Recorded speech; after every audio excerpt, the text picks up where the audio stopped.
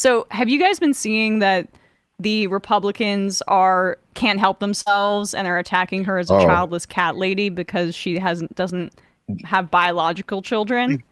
They're such I don't freaks. believe you, Emma. I refuse to believe such a thing.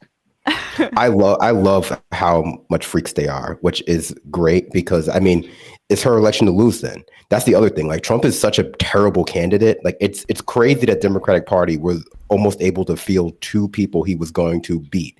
But any Democrat would have beat him besides the two that they had picked. So that's really why Biden got out. It's because everyone's like, wait, it wasn't just how bad Biden was at the debate. It was also like, this guy, we're gonna let this guy lap us. It's like getting lapped by a Pinto. Right, exactly. And like they saw Bob Casey's up by double digits. You know, the Senate candidates that are in swing states are up by double digits, and Biden's down by 7.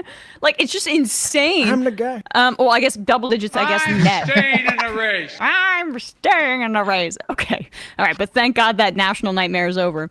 This is something I found funny. So.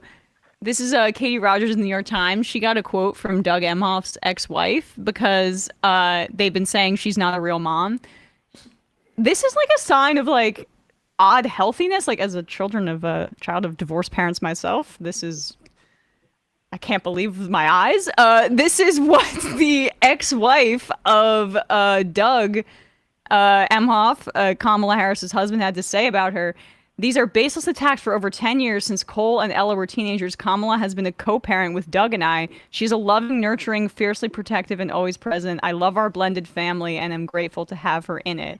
Now, it's interesting too because she used to date, what's his name? Not Monty Williams, it's Montel Williams. Montel Williams. Monty Williams is the coach. Not the former Detroit Pistons coach. Not Monty Williams. Montel Williams. And he was like... Gotta clear your RAM out and all this sports knowledge. Yeah. I know. You're probably the only one who would make that mistake. Everyone else is right. like, oh yeah, Montel Williams, the talk show host from the 90s. Also not to be confused with Montel Jordan, who's saying, "This is how we do." Yeah, I was thinking Montel Jordan as well. Another layer to it. Montel Williams was tweeting like in defense of Kamala too, her ex, and you know people they're spreading this the Willie what was his last name?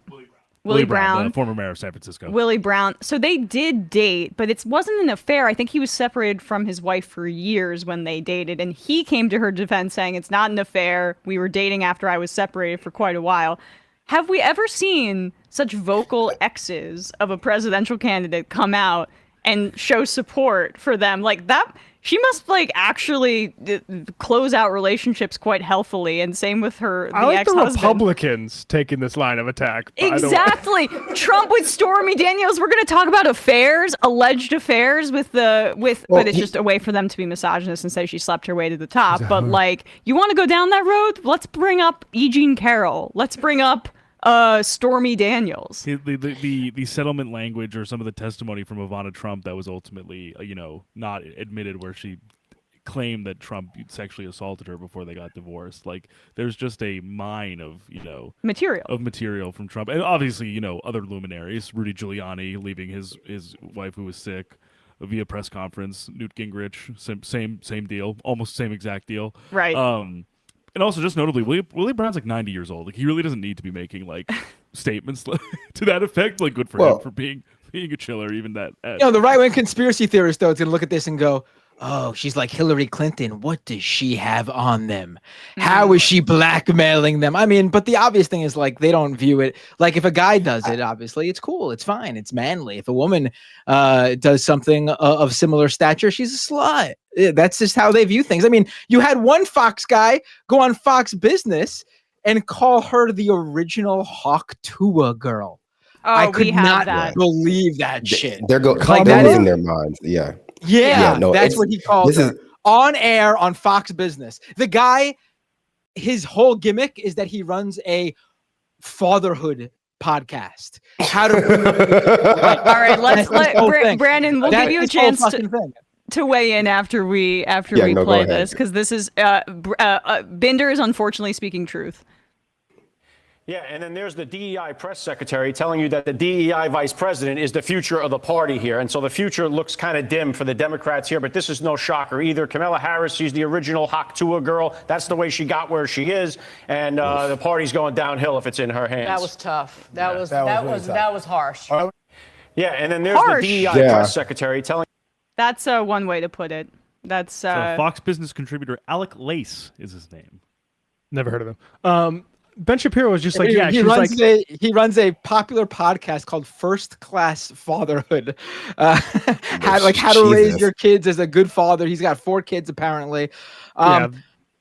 Yeah, I mean, give me a break. Give me a break. Guys had Google. I hope he doesn't have any daughters. I hope out of his 4 kids. I mean, hope he does. I mean, his sons too, really. But man, imagine being one of his kids and hearing this later on in life. What an embarrassment. I'm sure conservative masculinity bloggers had the Tuah Google Earth set for the Tuah girl. Yeah, no, I mean, this is what happens when, the Republicans' primary base is like divorced men in their 50s, 18-year-olds who consume too much Andrew Tate and like blogosphere content. Yep. Yeah. Like, there's so many things wrong with this. First, like, and I guess totally superficially, Kamala doesn't really have that kind of energy. Like, she does not really have the kind of, sensual harlot energy that they're trying to project onto her. If you view every woman that way, she's very professional. You don't see her as a siren calling you into the rocks, Brandon. she's No, not Nancy Pelosi. I mean, yeah, right. She's no Dianne Feinstein. Sorry. I gotta, I had to, show my love for Pelosi. These kinds of attacks are just going to alienate them from every other type of voter but divorced dads who buy Cybertrucks. This is a totally like Elon Musk targeted ad. I'm surprised they didn't call her like a mulatress or something equally just completely out of the blue and archaic and inflammatory. But yeah, I mean, they're floundering. I don't understand what they expected to happen when Biden did so poorly at the debate. You would think they would have had talking points already ready for, like, okay, when he drops out and it's Kamala, what are you going to say about her? Like the whole, like, there was no primary, she didn't win any votes thing. That's a good line of attack. That's fine. That's true. And you could even go harder on that. This stuff about how she's like, a loose woman, she doesn't have kids. Like, everyone in America is divorced. So everyone has stepkids. To that blended family point, right? Like, that is so relatable to 50+% of people, like, who have, divorced parents or have half siblings. That's a big part of America now. People don't look at that and they're like, oh. And she's going to balance out that ticket with someone like Andy Bashir, who has, a LL Bean catalog family to that degree, right? But either way, I think people look at that and they're like, that's insane. That's insane. It's so weird. And they're only going to get more racist. They're only going to get more racist and sexist before the election is over. It's only going to get worse. And they're going to be transvestigating her in a week. Oh, yes. They'll be that's why she doesn't have any biological kids. And also, she'll be branded with, basically a scarlet leather. That's what they're going to run on. A scarlet hammer and sickle. Giving them too many ideas. I know. I got to stop. Quit while I'm It doesn't ahead. matter.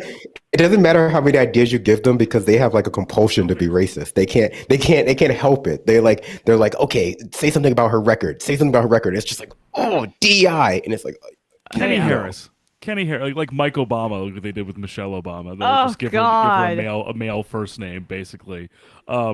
But the other thing with that I find so fascinating is that it's the same kind of snag they ran into with the IVF stuff, which is that it's also sort of speaking to people who have tried and unfortunately, in many, many ways, failed to have children due to a number of either physical or physiological ailments, or people who are single folk who have not been able to, despite wanting to, or maybe not even being able to afford treatment where they can be in a position to have children. It's basically saying to them, especially with the stuff we played in the first hour with JD Vance about ascribing more power to the votes of parents. It's like you're basically saying to them, not only do you not matter, but like your impact on this country should be less because in some cases you've tried to start a family, and either we don't want you to try and start the family the way that you want to, or because you can't. Or So, you're like, not sorry. a part of the us, right? Right. And Yeah. women are not valuable, don't you guys understand, unless they can be a trophy, an extension of the man, a reflection on his prowess. That's one option.